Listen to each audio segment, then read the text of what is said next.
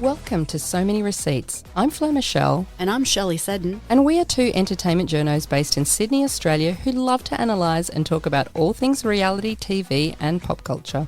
Each week on Receipt Roundup, we bring you our take on what's trending. This week on the show, the shocking Wendy Osefo arrest on The Real Housewives of Potomac, The Golden Bachelor Australia kicks off, another Real Housewife with a rap sheet on Salt Lake City, and the BFF bust up on The Real Housewives of Miami. And firstly, welcome back, everyone, to Receipt Roundup. We've been on holidays for the last 3 weeks, but that didn't mean that we switched off our TVs. Far from it. We were just as glued, and so much has happened while we were away. So I think I need another holiday. Yeah, me too. So we're going to be recording right up until Christmas from now on, and at that point, I think we will need another holiday. I know, because then when we return in January, it'll be the start of Married at First Sight. I mean, that is a really terrifying thought. Yes, quite frankly. Apparently, this year's cast is even crazier than last year's. How can that even be? I know. Where on earth do they find these people? And also, just a thank you to everyone who has been watching the new video version of this show on Spotify and YouTube. And thanks so much to our producers, Alex and Simon, who have been so amazing. Yes, thank you, guys. And kicking off with the Real Housewives of Potomac, which everyone has been talking about for one reason, Wendy Osefo. Oh, my goodness. So as most people know, on October 9, Wendy and husband Eddie were arrested, Wendy with 16 charges and Eddie with 18 charges for insurance and false information fraud. They claimed their house had been robbed whilst they were on vacation in April 2024 and listed around 80 stolen luxury goods, including clothes, bags and jewelry. So, however, the police later found 15 of these items in their home and also saw Wendy wearing the missing diamond ring on an Instagram post. And they also returned a bunch of items that they claimed were stolen. So dumb. Yes. Look, I've been watching Potomac for years and it is one of my faves. And I have to say, I was shocked that out of all of the housewives, Dr. Wendy, with all of her accomplishments, would do this.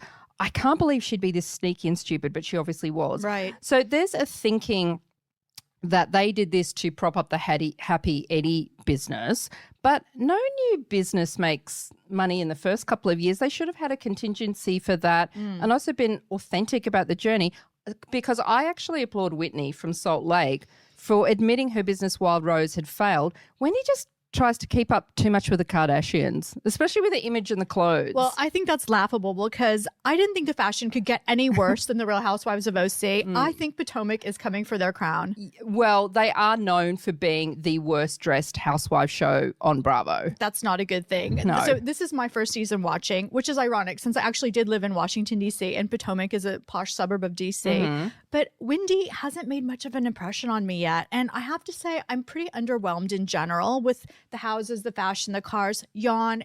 This show is just not compelling to me. Well, it is actually a humorous Real Housewives, especially with the Grand Dame Karen Huger, who isn't in it this season, obviously, because it taped while she was in jail on her 5th DUI. I actually like Wendy because she's such a bragger, which makes her kind of amusing. She's always bragging about her degrees and how she's also a law, justice and political commentator on CNN. I mean, what on earth was she thinking? I also put up a TikTok on our page from an old episode of her Dr. Wendy YouTube show just 4 months prior to the arrest. She talked about how heavy she was finding the burden of being in the public eye. So that was interesting. Yeah, but if it's so heavy, to keep up, like, don't be on the show. Well, I think she's just addicted to the limelight, right? They all get addicted. I mean, I know it makes it crazy to think that she took this risk. If you don't like it, get out. But here's the thing with all the housewives. I think you can still be glamorous and aspirational without all the razzmatazz and turning every episode into a one-woman fashion show and bragging. I actually think Dr. Nicole on Miami is a good example of someone who is extremely rich, yet she doesn't give anybody whiplash with constantly going on about the accomplishments or just fashion parading all the time. Yeah. Well, I just have a feeling that I'm going to struggle with this show because we now have an argument over getting chin checked. It's like Ratchet from Miami all over again. I don't care. It's semantics. Yeah, all these words that they come up with, it doesn't sound like it's for you.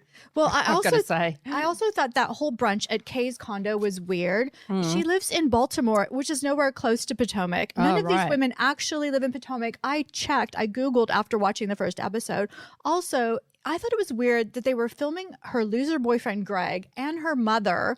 They were like sitting on the couch in the background while all the women were at the dining room table filming. It just looked bizarre. So is Potomac the richest suburb Probably in DC? Yeah. And none of them live there? No. Oh, God.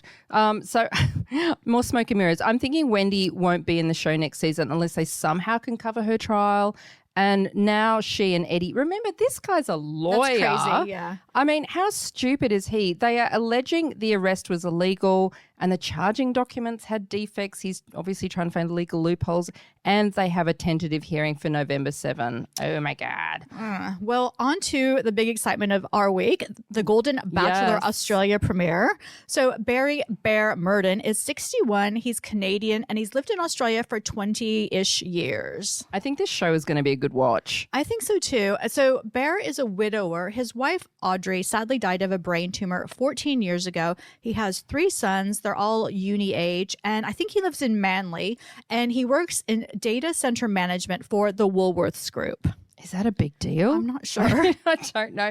Anyway, we were lucky enough to be invited to Channel 9's launch party of the show this week, which was held at Event Cinemas in Sydney CBD. We just saw some of the TikTok video on that playing right now on the screen. So we furiously took down notes in our head about every little thing. So to hear all about it, head to our deep dive on The Golden Bachelor, which we will be putting up tomorrow. Yes. So did you enjoy the first 2 episodes? I did. I think these women truly supported one another and formed a genuine bond. We don't see that in a reality TV a lot. They're past the point of dealing with catfights, petty dramas, wasting time on the wrong men. They know their value. They aren't afraid to take chances and put themselves out there. I found them genuinely inspiring. I thought it was heartwarming, but please just bear in mind, it's early days in the way that the first episodes of MAFS are always heartwarming as well. Oh, I'm unlucky in love. I'm just a simple girl. I'm looking for love. And then the episodes following it, everything turns to crap.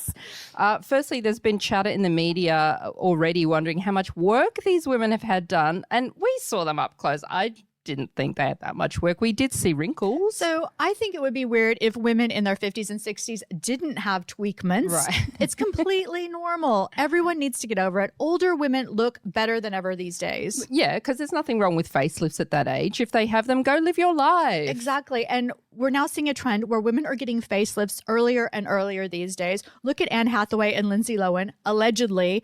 People should do whatever they want, whatever makes them feel and look good. Yeah, as long as it's natural and we're not, I mean, the days of Michael Jackson, that's old. That was old plastic surgery. Yeah. Nowadays, it's so advanced. Everyone can look very natural. So, yeah, lay off. Plus, I've got to say, I hate to be a Debbie Downer at this early Golden Bachelor stage, but Bear's 61. I think these women aren't young enough for him. Well, his sons have said he normally goes for much younger women. Well, all these old bachelors do. So the first Golden Bachelor in the US, Jerry Turner, he's 72. And he actually did marry one of the show's ladies, Teresa Nist, who's also 72. However, they split up just 3 months later. Anyway, he's now dating, wait for it, a 55-year-old, someone 16 years younger. Yeah, that's pretty predictable, I think. And the US is currently screening the second series of their Golden Bachelor series. So this guy, Mel Owens, he's 66.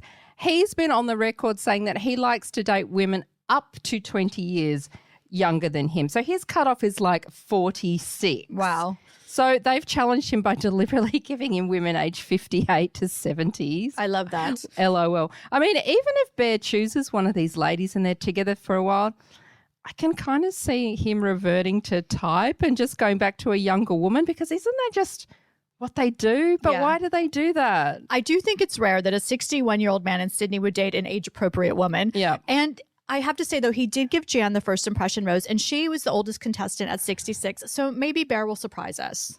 Ooh, I don't know. Anyway, we have finally wrapped up a pretty wacky season of The Real Housewives of Miami. Well, I have to say I was pleasantly surprised that the bombshell reveal promised at the reunion really was a bombshell. So Julia revealed that she slept with Adriana, and that Adriana has basically been holding that over her head for the past 4 years to try and control her.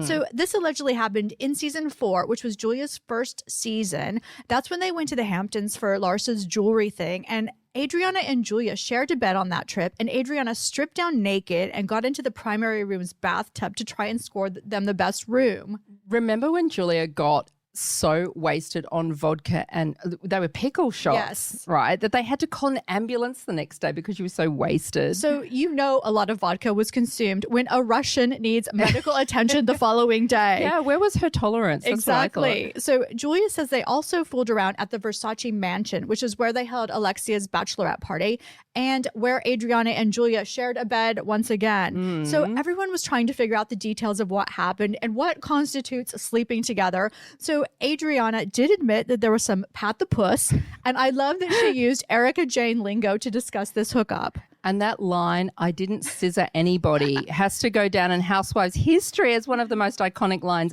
ever. Yes. So I think that there was some kind of sloppy drunk makeout and maybe an emotional affair. Something happened. Yeah, for sure. But then Adriana dropped her own bombshell saying that Julia had an affair with a Haitian mortician. Oh, and a cop. Yes. Right, a cop. You seriously can't make this They were stuff men. up. They were men. Yes. Yeah. Yes. It's crazy. Yeah. Well, you could make it up. I think Housewives make a lot of stuff up, but I do believe that this was true. Yes, and Julia didn't deny having the other affairs.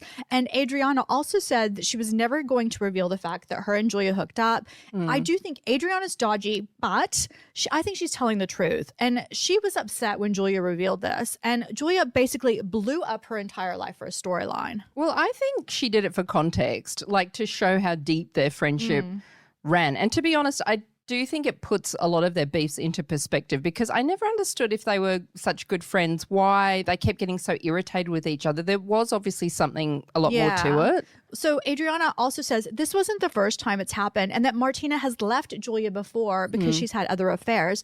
I just think Martina must be completely humiliated by this. Oh, totally. This is worldwide embarrassment for this Wimbledon champ. But honestly, I don't think Martina is exactly fun companion material, even on a good day at home. Julia said their relationship at the worst times was open, but I wonder if that's true and she's now just saying that. Yeah, well, I always thought the relationship seemed a bit tense and I can't really see them as a couple anyway, but I thought the whole adoption thing with Julia, it was just her looking for kind of a Band-Aid baby to fill an emotional hole she has. But now poor Martina is stuck. She can't abandon those boys. Yeah, and Julia is now doing damage control and says that her meltdown with Gertie and actions this season were a cry for help and she's now on therapy to treat her PTSD. We also keep hearing 2 of the housewives aren't returning next season. Yeah, so I'm not sure if Julia, Adriana, and Gertie are going to be asked back after this, and I can't say I would actually miss any of them. See, I would. I thought they were good, messy fun, but I do feel for some reason Gertie's out. I can't exactly say why. I just think she is, and probably Adriana, because I think Julia might now stay with that whole storyline of her and Martina and these boys, and there's no room for both her and Adriana. And footnote, proving that I have absolutely no intuition, I did make a bold prediction on the pod a few weeks ago that I knew what was in the box Adriana gave Julia. I thought it was going to be the ring that Julia friend proposed to Adriana with, but my usual already shaky intuition was completely off. Adriana just gave her a rubber heart. I did think that was a really good guess, though. And basically, we should never make predictions about things ever again because we both also predicted at the Golden Bachelor launch that Angela might win the show. And instead, Bear sent her home the very first night. Oh, my God, so humiliating. Yes. I'm so humiliated. Now, Rose and Thorn time. And while we're on the Real Housewives, because let's face it, we always are. Yes. My rose this week is for new spin-off Wife Swap, The Real Housewives edition. And just FYI, if you are new to the show, we don't always talk, about new housewives. Real Housewives. Sorry. We do talk about other shows. It's just extremely Housewives heavy at the moment. Yeah, so any wife swap is usually a fun, light, easy breezy watch. So it is a rose from me. I don't think it would be a good look for Real Housewives to argue with ordinary people. So I can't see it getting too dramatic. This is just 4 episodes featuring Angie from Salt Lake, Melissa from New Jersey, Emily from OC, and Wendy from Potomac. So Wendy's episode was supposed to run first. Right. And that probably means it was the most entertaining, but Bravo's now bumped it to later in the schedule to let that heat about the arrest die down, I guess. Yeah, so instead we kicked off with Angie's episode. We saw her swap places with off-the-grid homesteader Lindsay Flake, who lives in Idaho and has no electricity or running water. Yes, and the episode title was called Overdressed and Underprepared, which Angie was.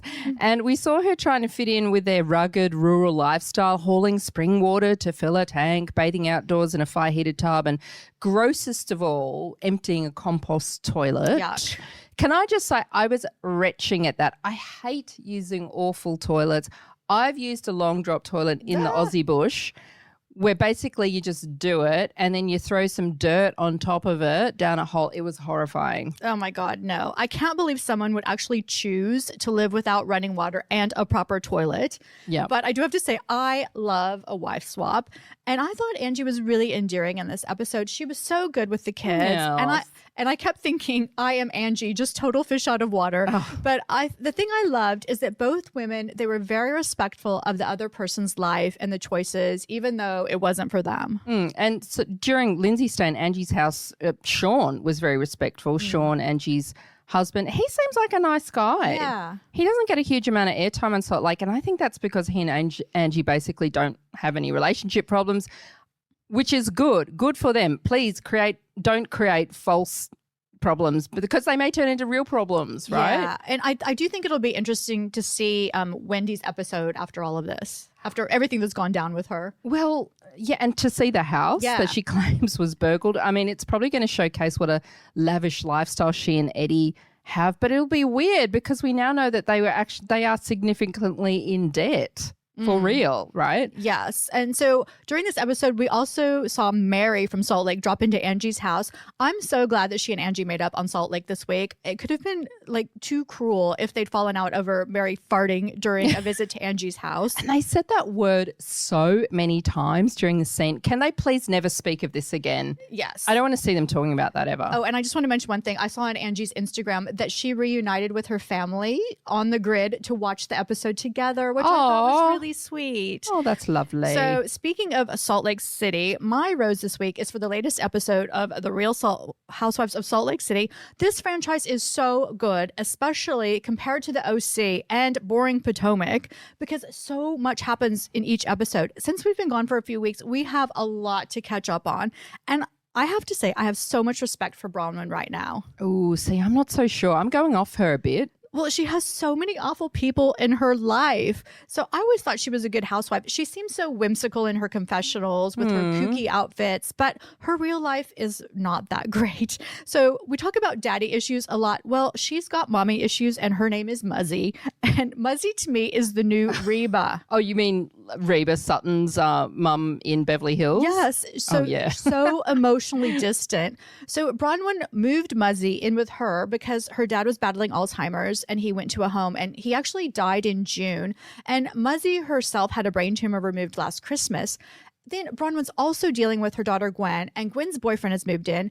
Then she has emotionally distant Todd, who steals the beloved maraschino cherry off her ice cream sundae with zero remorse when they meet up for a chat. Like, can someone please give Bronwyn a hug? Like, this poor woman. Then, on top of all of that, it's raised that Bronwyn has a criminal record and everyone's talking about it. And it's quite extensive. I was shocked. Crazy. Another housewife felon. It must be a contractual requirement to be on this show. I cannot believe Bronwyn has a rap sheet. So court records allegedly show that in 2021, which is not that long ago, can I just say, Bronwyn was charged with identity theft and 5 counts of grand theft. So that relates to a theft of something worth at least $950. So 5 times she allegedly stole above that amount. Yep. We also know back in 2018, Bronwyn was allegedly hit with fraud charges that reportedly got her fired from her finance job in San Francisco. So apparently she was working as an executive assistant at the Bank of Montreal in San Fran, but it's really fuzzy about what year these apparent crimes were committed. Also, she and Todd lived separately for some years. Sometimes he was in Utah and sometimes she was still in San Fran. And all we know is that they apparently met there in 2014. The thinking now is that maybe she used someone's credit card without their knowledge. Like, holy guacamole, where did all of this come from? Like, did Lisa have one of her guys go the distance on Bronwyn? So she keeps saying the case is sealed and she can't talk about it, which actually isn't true. You can talk about it. She's using that as an excuse. Oh, totally. But isn't Todd rich? Yeah. Like, if it's true, why did she do it? Although I hate to say it, but I can actually sort of see her doing something like that, because I think from what she's revealed on the show about her past, she might have some mental health challenges. I don't know. I also feel like she tends to deflect a lot with word salad when she's uncomfortable about revealing something. It's all a bit mixed up. Also, Todd was sued for $360,000 over incidents involving their 6 boxer dogs who allegedly attacked 2 Amazon delivery drivers at their home, but that case was settled and then it got dismissed. So, and there is another case from 2024, so just last year, where an Instacart driver, he was making a delivery. He also claimed to be attacked by one of their dogs, and that case is still ongoing. But do you remember when Bronwyn was brutally attacked by this random dog at a dog park? Yes, that's right. Yes. Yep. So I looked it up. This dog bit her so hard on the arm that he actually fractured her arm, and she had 37 puncture wounds. Oh, she showed it in a scene, didn't she? Yeah, it was horrific. Yeah. So this was while she was at a dog park walking her 6 boxers. The same 6 boxers. Yes, the crap all over her house. So that was in 2024. So that was just last year as well. They aren't great with dogs. They should just do cats. But why would Todd agree for them to be on the show, knowing that all of this stuff might come out? It's so embarrassing. I know. Well, anyway, I thought things seemed to be calming down between her and Lisa. But for now, yeah. But I have to say, Lisa seems really unhinged this season. Yes. Her and John, they're clearly having issues and they need some marriage counseling. And I have to say, I think Brittany needs to be promoted to full-time. Oh, me too. And just on Lisa, you know how there's rumors going around that they might have money problems. I saw a TikTok and someone said, why did she pay with cash for all that stuff in the shop? She was like, they were wads of like hundreds. Like it was like this big. It's like a 10 like $100 bills or something. That was so weird. Well, so I think the thing about that is, like, in America, it's not as much of a cashless society as Australia. The tapping, the F post, the stuff. I think that's what I think. She's just carrying dollars in her purse. I know. I think that's an American thing. Yeah. Anyway, so yeah, I agree. Brittany is bringing so much more than Meredith this season, right? Yes. And so I think, did we even know that Brittany was a real estate agent with Sotheby's? No, you can't be that dumb. No, like that's to work there. That is a prestigious firm. So the scene where she meets up with her estranged daughter Olivia, I think that is heartbreaking. Yeah. Olivia, she seemed like she was really amazing, and she had more maturity and emotional intelligence than her mother. Oh, and I really liked Brittany's hair. Yes. Like, I thought it looked amazing in that scene. It was so sleek and long. She's obviously taken Angie's comment about her having trashy, high body count hair to heart and tried to rectify that with a sleek sort of blowout. I have to say, I think the hair intervention worked because that was a good point. It was amazing. Yeah, her hair really looked great. So I have to say, this show is a lot in the best way possible.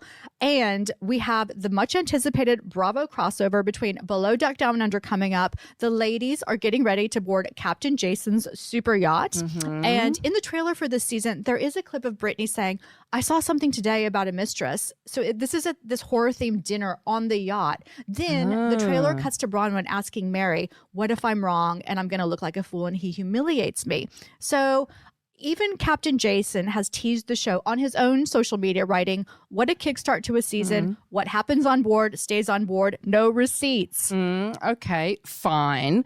But why was this Below Deck Down Under filmed in St. Vincent's and the Grenadines in the Caribbean, in the Northern Hemisphere? It's supposed to be down under. Honestly, this show hardly goes anywhere near down under. Yeah. Can come film around Australia, Bravo. You will cope. So I I thought I was good with my geography, but I've never even heard of Canuan or whatever the island is that they're going to. And you're right. I Googled it. It's in the Caribbean. This is false advertising. Yeah. Down Under needs to be Down Under or rebrand. Yeah. I mean, new name, Below Deck with hot Captain Jason wherever he is. I totally agree with that. Yes, yes. So on to my thorn. And this might shock you because I love Victoria Beckham and I would watch her do anything. But I am giving the Victoria Beckham doco on Netflix a thorn. I'm still reeling from this because you were literally setting your alarm clock to watch this doco series. I thought you would love it. I was so excited about this. So I'm not giving it a thorn because of Victoria, but because I think she deserved such like a better doco than this about her life. I do love fashion docos. They are one of my favorite things in the world. But for the average viewer, I think it's probably too boring watching her fussing over a hemline and fretting over whether or not a skirt is too transparent. Yeah, I was the slightly bored viewer, but I was thinking maybe she wanted it to be all about fashion. She doesn't want to revisit the past, but then it's kind of dull. Yeah, right? yeah. So even though I watched all 3 parts, I still feel like I really didn't get a deep dive into who she was. I wanted the backstories. I thought the David Beckham doco was brilliant. And she did talk about her eating disorder, which I don't think she's ever done publicly before. And, you know, the cruel things that were said about her are completely unacceptable by today's standards. And I can't imagine being weighed on national TV. I thought they were going to cut to that clip, but they actually didn't even replay it. They did some bad stuff back in the 90s. See, because I'm not massively into fashion, it was actually what I expected. It was fine, but it didn't change my life. Yeah. I mean, what was very apparent. She looked very pretty too. Yeah, absolutely. She has this incredible work ethic. You know, you're Victoria Beckham. You don't have to do anything, but she learned about fashion from the ground up. She's been, you know, running her clothing and beauty brands for 20 years compared to being a Spice Girl for only 4 years. I never got why they couldn't sustain the band just a bit longer. Yeah, I think it's too short. Ginger Spice thing. Too soon. And I also did enjoy learning about Roland Mouret, who's one of my favorite fashion designers. He mentored her and, you know, this was all about her preparing for her recent show in Paris. So I felt like they didn't even touch on her personal life. You know, David did some commentary. Her daughter Harper was around and there was a son around, but I don't even know which one. Was it Romeo? Was it Cruz? I had the guy that looked about 6'10". I had to look it up and it was Romeo. But you're right. Name, please. Yeah, just put a name on the screen. And and one of the son's girlfriends was modeling with Harper. But again, it's never mentioned. Who is she? Brooklyn wasn't mentioned, obviously, because they're estranged. You know, I really wanted to love this doco, but unfortunately it just didn't do it for me. And interestingly, I saw a few months ago that 60 Minutes Australia did an interview with Rebecca Lewis just a few months ago. Remember the old nanny that slept, you know, had an affair with David 20 years ago? It was strange because I thought, why is 60 suddenly doing a story out of the blue on Rebecca Lewis? It's such ancient history. But I did like how in this doco, they've obviously worked through issues from the past, etc. They seem very united now. Yeah. I thought they were united on the Beckham doco too. I think they're solid. They have been through a lot. Yeah, and finally on to another Netflix doco, their latest crime obsession, The Perfect Neighbour. Now, I give this doco a rose because it raises important issues that are timely to talk about.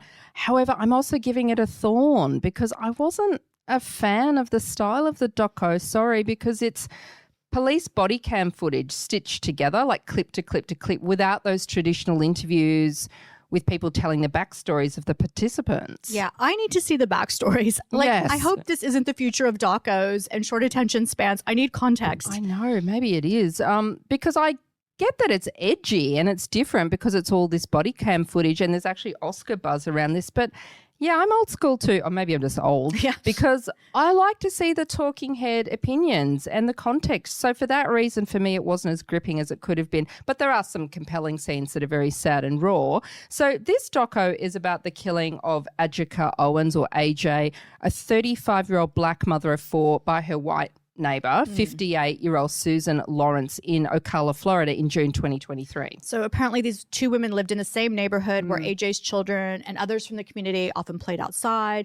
Lawrence had repeatedly complained to police with tons of 911 calls over the years about the noise, the kids using shared spaces, and at times using racial slurs in her reports. And on the night of the tragedy, AJ went to Lawrence's door to confront her as Lawrence had thrown some roller skates at AJ's son.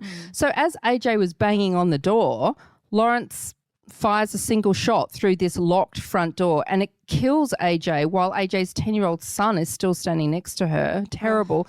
Lawrence later claimed she felt AJ wanted to harm her, was threatening her life, and attempted to use Florida's stand your ground law as a defense. Yeah. So this is a legal doctrine in some U.S. states like Florida. It allows people to use deadly force in self-defense without any duty to retreat, if they feel like they're being threatened. Yeah, and much of the case was pondering why Lawrence felt so threatened. I was wondering why as well, because it really did seem like AJ was irate and wanted to give her a piece of her mind over these roller skates, and not that she actually wanted to kill Lawrence. Of course, yeah. Who I have to say, this woman comes across as just this crazy Karen. Yeah, well, so this case has been massive in the U.S.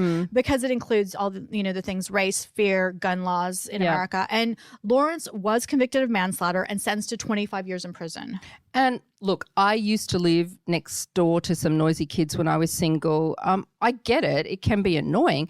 But I kept screaming this at the TV. If this woman was so aggravated, which she clearly was for years, why didn't she just move? She was in a rental. It wouldn't have been that hard. So I have to say, we had a horrific neighbor with screeching children at our last place. We ended up moving. It was the best thing we ever did. It is not worth the stress, especially if you're just renting. I know. It takes like a few weeks, a month to pack up your life, find something else. Probably wouldn't have been that hard in the area she was in, because you cannot control other people, only yourself.